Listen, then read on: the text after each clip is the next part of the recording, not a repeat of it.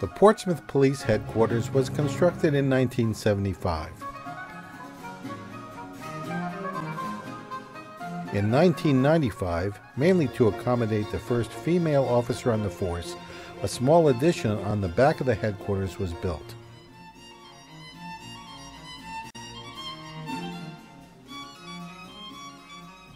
As you will see, the Portsmouth Police are in great need of an improved facility.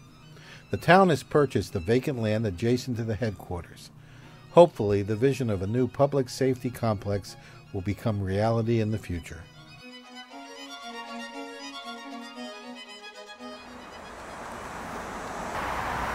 Hello again, Doug Smith. This is a special edition of Portsmouth This Week, Voice of Portsmouth Town Hall. Today we're down at the Portsmouth Police Department headquarters, the police station, with Chief Tom Lee, who's going to take us on a quick tour. Thanks for letting us in there today, Chief, and I hope you let us out. That's It's easy to get in, tough to get out. That's good. Okay, thank you. That's good. Yep. Okay, so we just came in the front door to the fire station, and we're in this little sort of a foyer area. Chief, you want to take us through from here? Yeah, this is actually a police station, Doug. Looks like a closet. Okay. But this is a small, it's maybe 8 by 8. This is our lobby. Now, one of the issues we've talked about the building is people coming in here, whether they're going to make a police report here or if they're a witness to a crime, this is our only door for access. So oftentimes we'll have somebody here who's a witness to a crime. The person who committed the crime will be bailed out. We'll have to walk right through here. Now this is crowded as it is now, so it's a very, very small lobby area. Yeah. So if for the public coming in here, so you walk in and you turn left and talk to the dispatcher, I guess, who's like right in the middle of everything. Yes.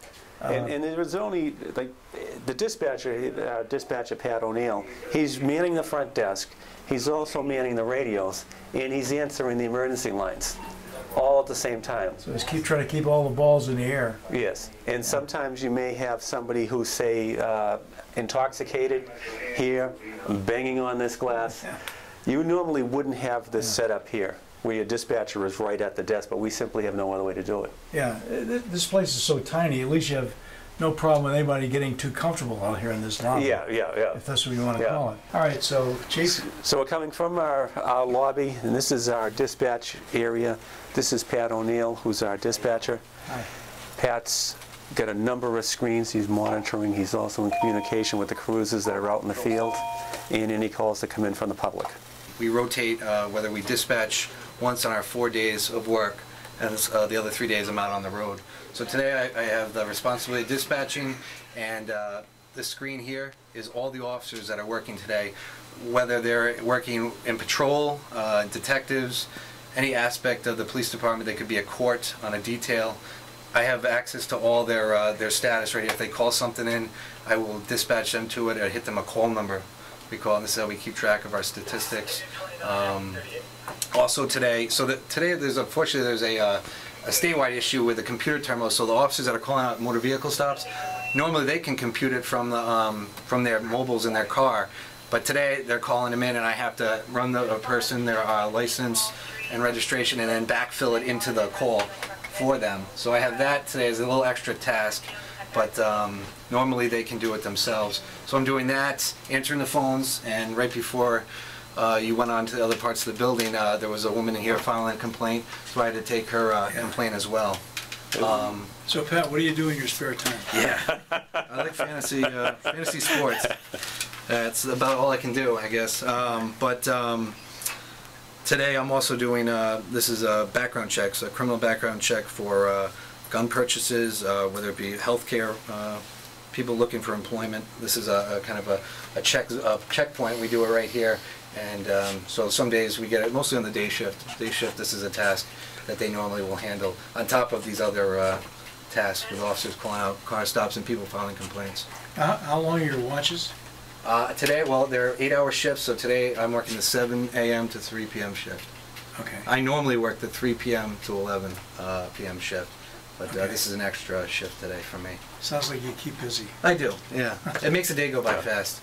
Okay, so he's the man right in the middle of everything, and I presume too that, are these 911 calls directly coming in?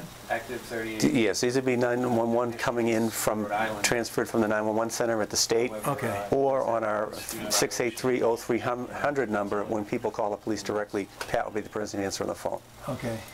But just so people know, there are actually 2 telephones here, and they're red telephones marked with 911, so it's a direct way that from, like you say, from the state center down to you guys. It would come right through and here. then right to the dispatch for. Yeah. How many patrol cars do you generally have out at any given time? Usually 3 cars are out on the road. So the dispatcher here is in contact with all those folks and moving them around as necessary, I guess, if calls come in? If calls come in, he's moving them around. He's really the quarterback behind the scenes here. Okay. This looks like quite an operation. I see 7 screens right in front of me, and the big one has about 20 other screens on it. Yeah, he's also monitoring security for the building with those other screens up there, which is our access points around the building. Yeah. He's running plates for people, running checks. There's a lot going on here. Notice you got some exterior cameras. What are those looking at? Right outside around the immediate building. Oh, okay. And there's one that's turning around? Do you have access like DOT cameras and stuff? No. You don't, huh? No. See, Yeah, do Because every you? morning we look at the Saginaw River Bridge and we look Yeah. at all these things. We've gone back and forth with them trying to get access. Even when things happen on the bridge, trying to get after the fact video is tough from them. Doug, this is Lieutenant Steve Holtzel, who's our day shift commander. This is the supervisor area. Steve's responsible for running the shift, making sure everyone's doing their proper functions, and in charge of overall day activities for the police department. I actually was born in New York City and grew up in New Jersey. okay, do you live here now? I live in Tiverton. Okay, now I notice you got a computer here. What are you watching here? Right now I'm just currently proving reports that have been sent to me from some of the Because offices. Dad said that some computers are down or something. That's the state system? not our interior. Does that occur frequently, or is it because of the age of the system, or? It happens occasionally. It's through the state, Yeah. and it's affecting all departments right now. Okay, so you're here, and you must make the decisions then for sending assets to different places. Correct. I respond to calls with the officers. How long have you been doing this kind of stuff? 17 years. Wow, so you got a little bit of experience in it. Yes, sir. Yeah. Is there anything that you could want people to know that would make your job easier? I don't think you have the time for that right now. Probably not. It's only a half-an-hour show, so I know, that's why. yeah. Yeah, because it looks like you guys are pretty bare bones managed. Correct. You're the day guy, I'm the day shift lieutenant, correct. and then is there a night superintendent as There's well? a second shift lieutenant and a third shift lieutenant and a sergeant on each shift as well. Okay, so you guys stay on a watch rotation basis? Correct. What kind of rotation, just out of curiosity? What we work is 4 on 2 off. 4 on 2 off, yeah, Yes. okay. And lots of other shifts in between.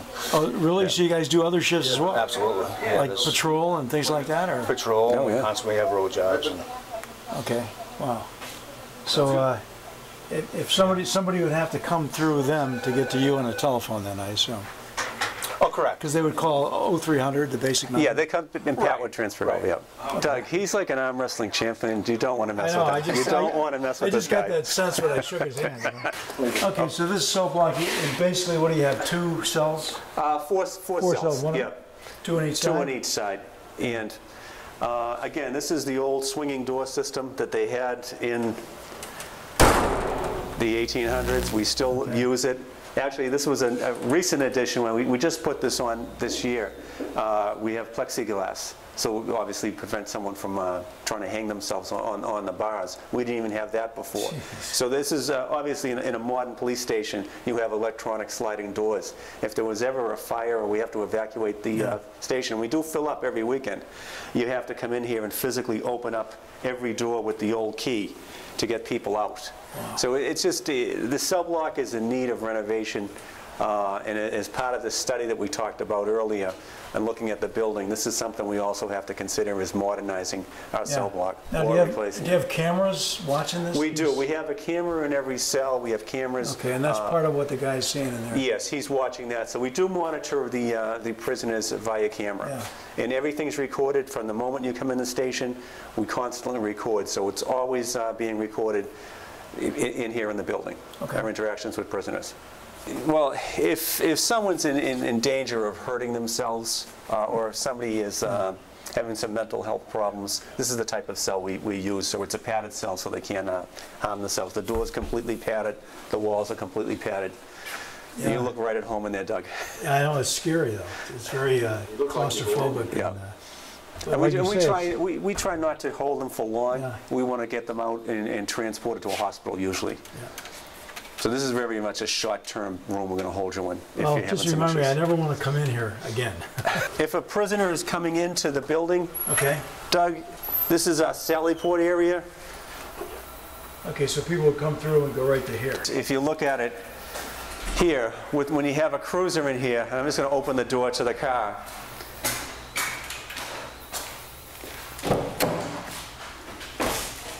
You've got usually two officers trying to take somebody out of the car here, and if, believe it or not, they're not always cooperative, Doug.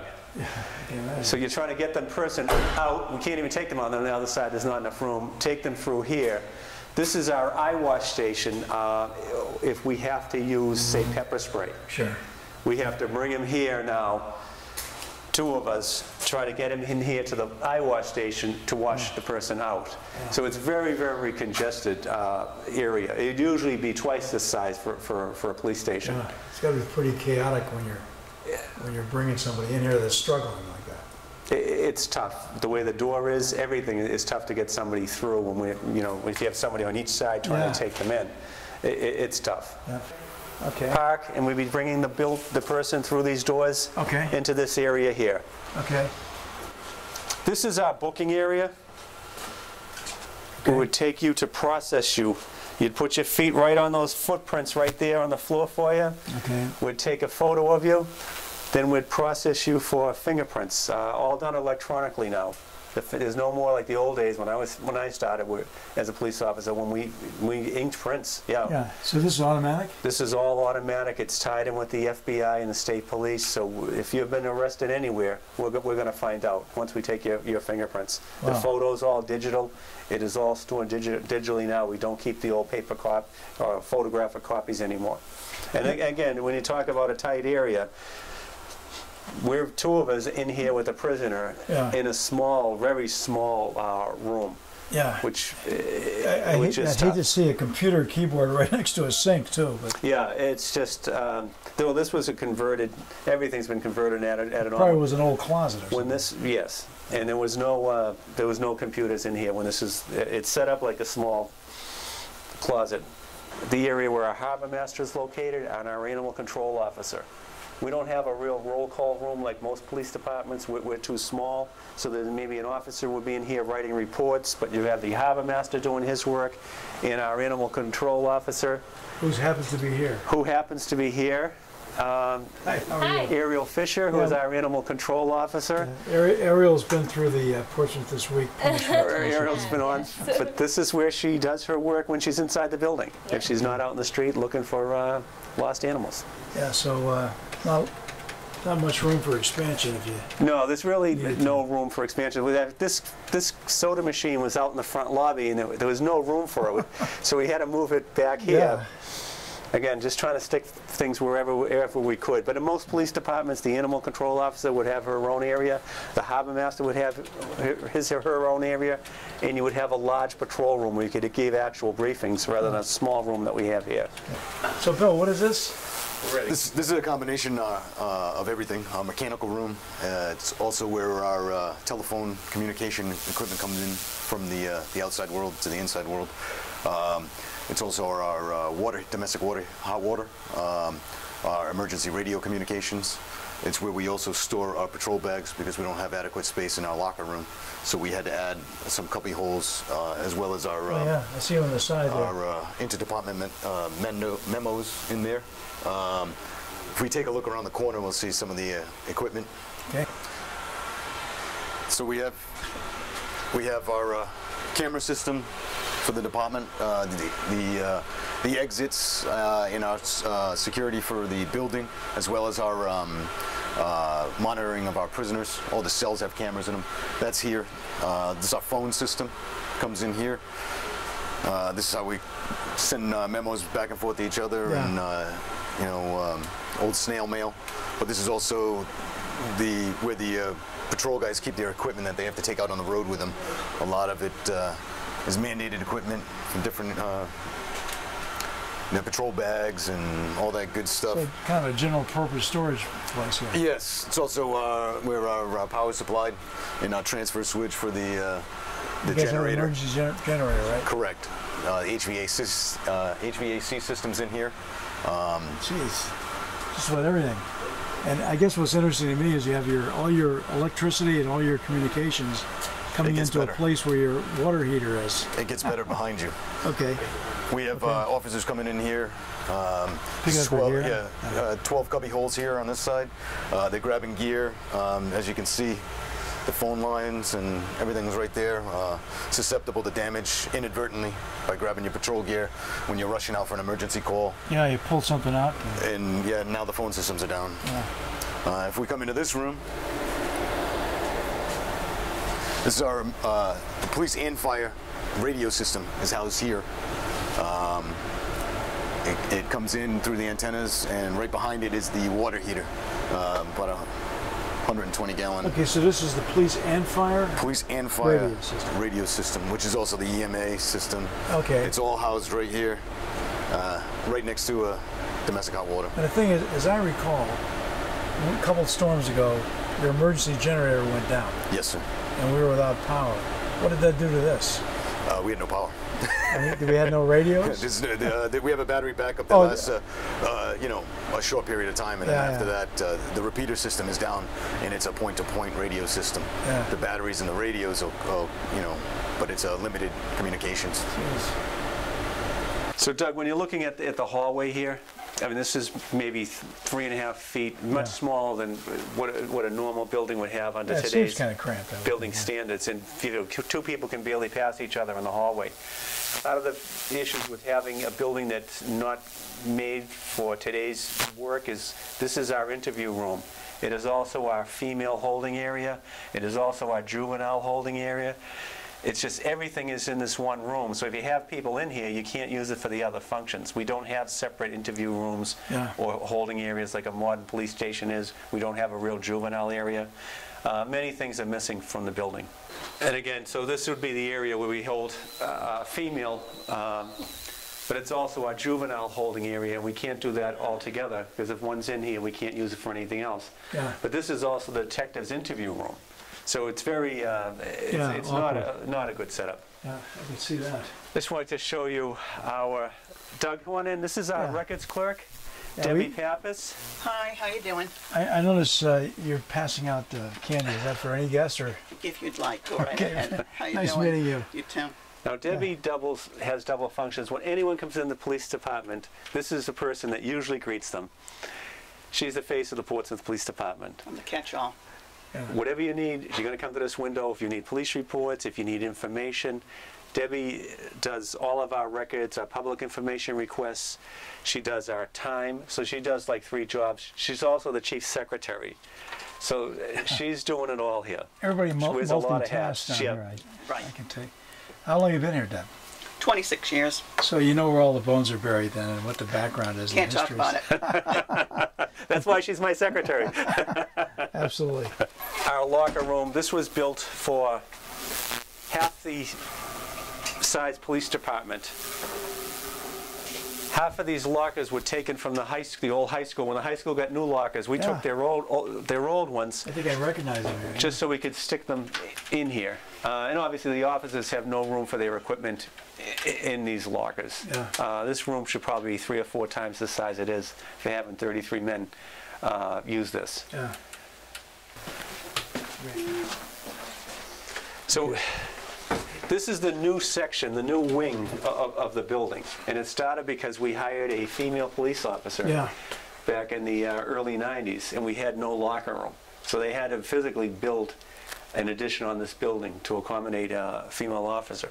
They put just a couple of small lockers in it, and this is real tight in here. Yeah. But if we hire anybody else, we have 4 female employees, we're going to have to build a new area anyhow. Talk about tight, I guess. Wow. Yeah, it's tough to really imagine, kind of get in here and trying to put your uniform on, and if there's 2 ladies in at a time, they actually take turns, and one waits outside and the other goes back because there's no room for 2 people to get dressed here. Yeah. Going back here, Doug, this is our records area. Now we can't, obviously we can only keep like 1 year's records here. We've had to rent Connex trailers in back of the building. Really? To put there to hold the rest of our records and evidence. There's just simply no room here.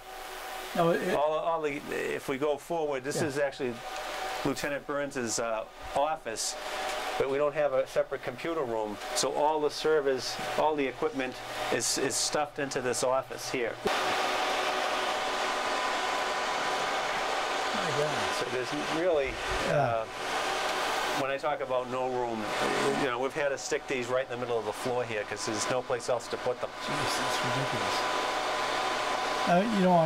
Speaking of records, is there any thought to eventually digitizing this stuff so that it could go on the cloud? Well, we do digitize our records, but by law we're required to keep hard copies. So we can't just get rid of all our records. Yeah. Police records have to be kept with a hard copy also.